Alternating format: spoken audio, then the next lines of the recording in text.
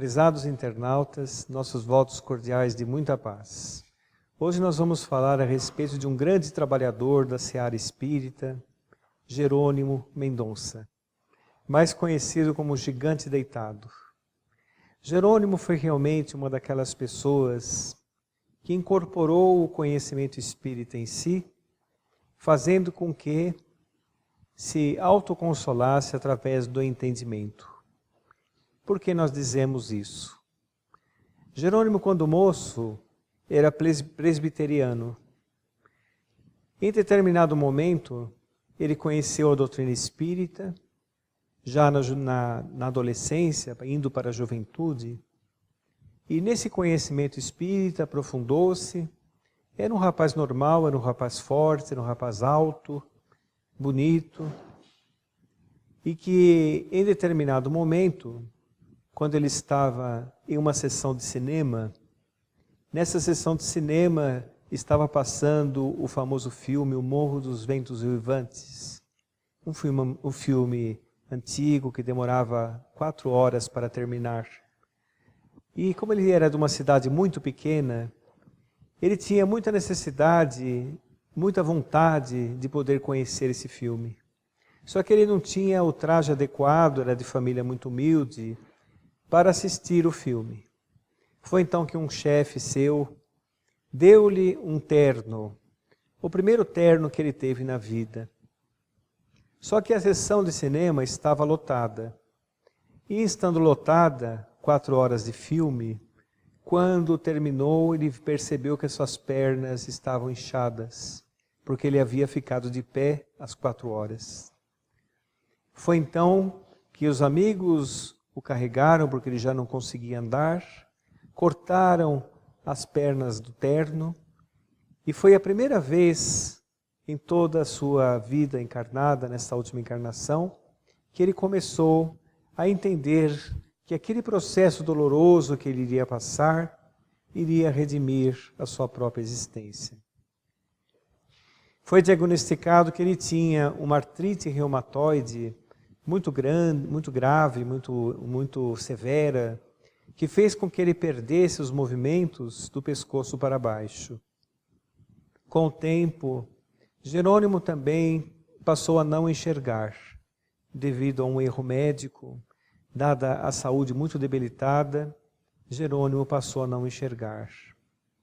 De modo que o conhecimento espírita foi penetrando seu coração, e mesmo diante das dificuldades, ele foi se adaptando ao serviço. Porque muitos de nós, quando estamos diante de uma dificuldade, deixamos de ir à casa espírita, deixamos de praticar o evangelho, deixamos de atender os aflitos, de fazer as palestras. E Jerônimo foi realmente um exemplo de força para todos nós. Ele ficava em um leito que tinha uma determinada inclinação. Essa inclinação foi dita pelos amigos espirituais, a graduação da inclinação, porque se ele fosse um pouco para frente, ele não conseguia respirar. Fosse um pouco para trás, também não respirava. E colocava um saco de areia em seu tórax para aliviar a dor torácica. Quase não dormia, porque tomava 20 Zordis por dia. Seu coração começou a ficar também debilitado com o passar do tempo. E ele necessitava de cuidados constantes. Sentia muito calor, um ventilador permanentemente voltado para ele. Mas diante de todas essas dificuldades, quando ele também se alimentava por um canudo, não conseguia se alimentar diretamente, diante de todas essas dificuldades, ele divulgou a doutrina espírita por todo o Brasil. O seu grupo, o grupo espírita que frequentava, levavam-no em uma piruá-kombi, em viagens, para que ele pudesse proferir palestras. A sua voz era uma voz realmente maravilhosa. Era também de um bom humor e sempre sorrindo. O jeito de Jerônimo consolar era muito interessante. As pessoas iam com aqueles problemas enormes falar com ele, entre aspas, muitas vezes existiam problemas grandes também, mas a maioria das vezes eram problemas pequenos. Olhavam para ele sorrindo e Jerônimo perguntava: qual o seu problema? A pessoa falava: nada, nada, esqueci o problema. Esse era o jeito de Jerônimo consolar. Possuía um bom humor realmente muito grande e um conhecimento da filosofia espírita e conhecia o Evangelho de Jesus em profundidade. Suas palestras realmente penetravam os nossos corações e faziam com que nós parássemos de nos remontarmos às queixas e começássemos a agir, porque mesmo diante daqueles problemas, ele fundou uma casa espírita, ele fundou um lar para crianças, ele gravou fitas, discos, ele realmente era o gigante deitado. Certa vez, ele teve uma hemorragia muito grande. E essa hemorragia fez com que ele fosse ao médico, e o médico dissesse que ele estava por desencarnar. Ele esboçou uma grande vontade de rever o amigo Chico Xavier. E quando chegou, já com uma grande hemorragia, porque ele não podia ir pela estrada. Se ele fosse por carro, pela estrada, ele iria desencarnar na estrada. Isso, palavras do médico. Arrumaram então um pequeno avião que o levou para Uberaba. Quando então ele chegou no grupo espírita da prece, a casa que Chico Xavier trabalhava, ou trabalha ainda, o Chico, ao vê-lo, disse assim: olha que rosa maravilhosa que veio nos visitar. Porque ele estava todo tingido de sangue, seu avental, a hemorragia realmente era muito grave. Vamos beijá-lo um a um, com muito cuidado, para essa rosa não despetalar. Foi então que os companheiros da casa espírita, já altas horas da madrugada, foram beijá-lo, foram abraçá-lo. E quando chegou a vez de Chico Xavier deu um beijo em sua fronte e a hemorragia cessou na hora. Ele foi para desencarnar e acabou dando a palestra da noite. Foi quando ele disse para Chico Xavier assim: Chico, o médico me disse que minha vida estava por um fio. Chico então disse assim: realmente, a sua vida estava por um fio. Mas existe fio de aço, fio de cobre, fio de ouro. Existem vários tipos de fios. Trabalhe que você engrossa o fio da vida. Esta é a mensagem. Jerônimo, depois dessa noite, trabalhou por mais 5 anos, quando desencarnou, na década de 90. Então é um exemplo para todos nós, que nós devemos seguir sem queixas, porque os problemas inerentes a qualquer trabalhador, porque o trabalhador da casa espírita, principalmente os médiuns, são pessoas como outras qualquer. São pessoas comuns, pessoas que têm os seus mesmos problemas, os mesmos anseios, as mesmas preocupações.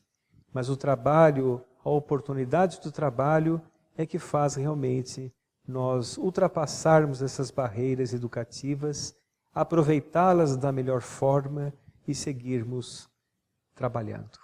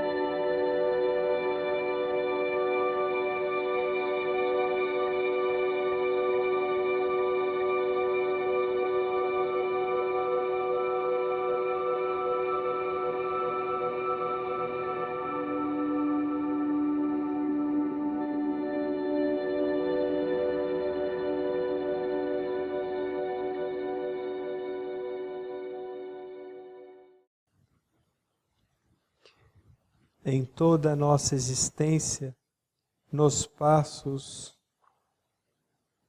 nos ensinam. Todos os nossos quadros são experiências que os materialistas não explicam. Nas convivências, os reencontros. Nas dores, a remissão. Nos recuperará de nossos enganos, construirá em nosso coração. Bendita doutrina de Jesus, Espiritismo, luz consoladora, ensina a cada qual, sem revolta, a tomar a sua cruz para a jornada redentora. Quantas oportunidades de servir, tantos corações a consolar. Senhor, ensina-nos a não mais perseguir, mas somente a amar. Albino Teixeira.